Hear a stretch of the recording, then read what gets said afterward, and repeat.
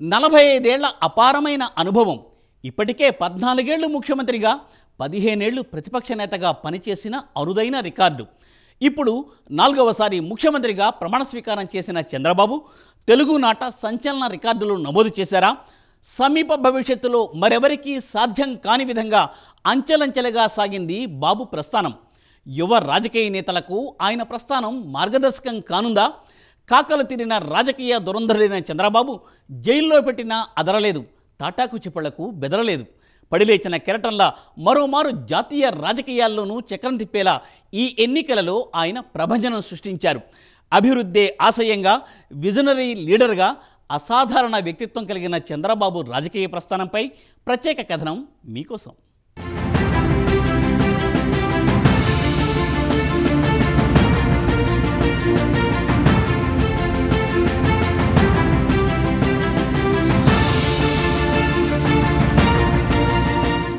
నారా చంద్రబాబు నాయుడు ఈ పేరు తెలుగు రాజకీయాల్లో ఓ సంచలనం. మరో తెలుగు నేతకు సాధ్యం కాని విధంగా 4 పర్యాయాలు సీఎంగా ఎన్నికయ్యారు.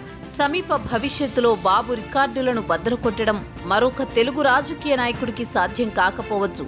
అతి చిన్న వయసులో మొదటిసారి సీఎం అయినప్పటి నుంచి నేటి వరకు అదే ఉత్సాహంతో దూసుకెళ్తున్నారు బాబు. తాజాగా 4వసారి సీఎంగా ప్రమాణ స్వీకారం చేసిన బాబుకు ప్రపంచవ్యాప్తంగా ప్రశంసలు వెల్లువెత్తుతున్నాయి.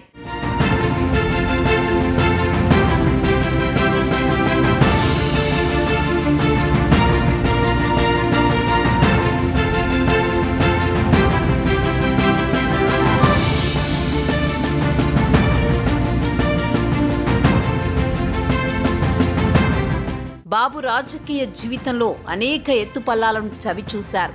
మహామహులను ఎదుర్కొన్నారు. 1999 ఎన్నికల్లో వరుసగా 2వసారి సీఎం అయ్యి సంచలనం సృష్టించారు. ఆ తర్వాత 10 ఏళ్ల పాటు ప్రతిపక్ష నేతగా కాంగ్రెస్ ప్రభుత్వాన్ని సమర్థవంతంగా ఎదుర్కొని ప్రజా సమస్యలపై పోరాటం చేశారు. ఇక 2014 రాష్ట్ర విభజన తర్వాత నవ్యాంధ్ర తొలి సీఎంగా ఎన్నికయ్యారు. ఇక 2019 ఎన్నికల్లో ఒక్క ఛాన్స్ అంటూ జగన్ అధికారంలోకి వచ్చారు.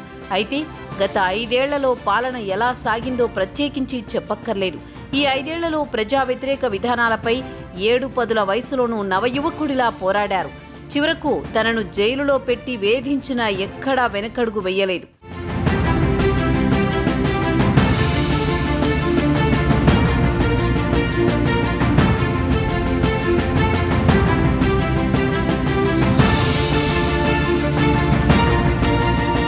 కేంద్ర ప్రభుత్వంలోనూ కీలక భూమిక పోషిస్తున్న నేత చంద్రబాబు 5 ఏళ్ల క్రితం ఎన్నికల్లో కేవలం 23 స్థానాలకు పరిమితమైన దశ నుంచి విధ్వంసకర పాలనకు ఎదురొడ్డి పోరాడి చంద్రబాబు అద్భుత విజయం సాధిస్తారని, మిత్రపక్షాలతో కలిసి 164 స్థానాలు గెలుచుకుని అధికారంలోకి వస్తారని, 4వసారి ముఖ్యమంత్రిగా ప్రమాణ స్వీకారం చేస్తారని అప్పట్లో ఎవరూ ఊహించి ఉండరు.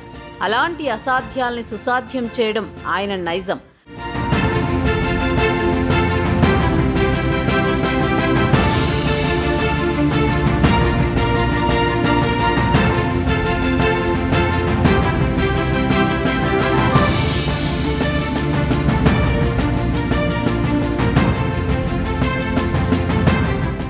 సాధారణ వ్యవసాయ కుటుంబంలో జన్మించిన చంద్రబాబు చిన్నప్పటి నుంచి నాయకత్వ లక్షణాల్ని పుణికిపుచ్చుకున్నారు. సుదీర్ఘ రాజకీయ జీవితంలో చంద్రబాబు అనేక ఆటుపోట్లు ఎదుర్కొన్నారు. కింద పడిన ప్రతిసారి అంతే ఉత్సాహంతో పోరాటం ప్రారంభించి మళ్లీ గెలిచి చూపించారు. ఆయన రాజకీయ ప్రస్థానంలో మొదటి 4 దశాబ్దాలు ఒకెత్తు, గడిచిన 5 ఏళ్లు ఒకెత్తు. గతంలో ఎందరో కాకలు తీరిన నాయకులతో కలిసి పనిచేశారు. మహా యోధుల్ని ఢీకొట్టారు. రాజకీయ పోరాటాలు, గెలుపోటములు ఆయనకు కొత్త కాదు. అయితే జగన్ 5 ఏళ్ల పాలనలో చంద్రబాబు గతంలో ఎన్నడూ లేనన్ని అవమానాలు, కక్ష సాధింపులు ఎదుర్కొన్నారు. టీడీపీ నాయకులు, కార్యకర్తలు, మద్దతుదారుల ఆర్థిక మూలాల్ని, ఆత్మస్థైర్యాన్ని దెబ్బతీసేందుకు జగన్ 5 ఏళ్లు విశ్వ ప్రయత్నం చేశారు. టీడీపీ నేతలు, కార్యకర్తలపై కేసులు బనాయించి అరెస్టు చేయించారు. భౌతిక దాడులు, హింసాకాండ యథేచ్ఛగా సాగాయి. చంద్రబాబు వయసు, రాజకీయ అనుభవానికి కనీస గౌరవం ఇవ్వకుండా వైసీపీ ఎమ్మెల్యేలు వెకిలి మాటలు, వ్యక్తిగత దూషణలతో చెలరేగిపోతుంటే నిరోధించాల్సిన జగన్ వెకిలి నవ్వులతో ప్రోత్సహించినా ఆయన సహించారు. చివరకు అసెంబ్లీలో తన భార్య వ్యక్తిత్వాన్ని కించపరిచేలా వ్యాఖ్యలు చేసేసరికి సహించలేక మళ్లీ ముఖ్యమంత్రిగానే సభలో అడుగు పెడతానని శపథం చేసి బయటకు వచ్చేశారు.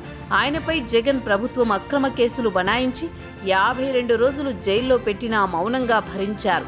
ఇన్ని అవమానాలు, దాడులు ఎదురైనా చెక్కు చెదరని స్థైర్యంతో పోరాడి ఈ ఎన్నికల్లో జనసేన అధినేత పవన్ కళ్యాణ్, బీజేపీల సహకారంతో భారీ విజయాన్ని సాధించారు.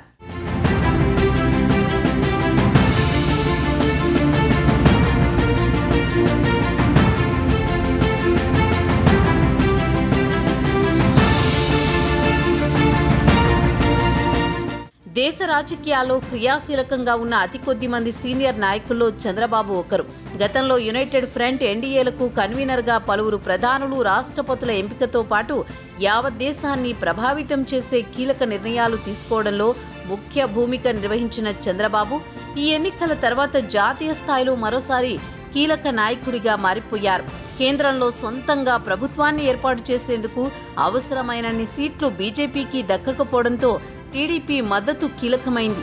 ఎన్డీఏ పక్షాల్లో బీజేపీ తర్వాత అత్యధిక స్థానాలు గెలుచుకున్న పార్టీ టీడీపీనే కావడంతో మరోసారి ఢిల్లీలో చంద్రబాబు ప్రాభవం మొదలైంది. అయితే జగన్ పాలనలో అన్ని వ్యవస్థలు విధ్వంసమయ్యాక, ఆర్థిక వ్యవస్థ కుదేలయ్యాక వచ్చే 5 ఏళ్లు రాష్ట్రాన్ని పరిపాలించడం నల్లేరు మీద నడక కానే కాదు. దెబ్బతిన్న వ్యవస్థల్ని గాడిన పెట్టడం, తీవ్ర నిరాశ, నిస్పృహల్లో కూరుకుపోయిన యువతకు మళ్లీ భరోసా ఇచ్చి ఉపాధి కల్పనకు బాటలు వేయడం, ఆర్థిక వ్యవస్థను మెరుగుపరచడం, అమరావతి, పోలవరం ప్రాజెక్టులను పూర్తి చేయడం, పెట్టుబడిదారుల్లో మళ్లీ విశ్వాసాన్ని నెలకొల్పి పరిశ్రమల్ని తేవడం అంత ఆషామాషీ కాదు.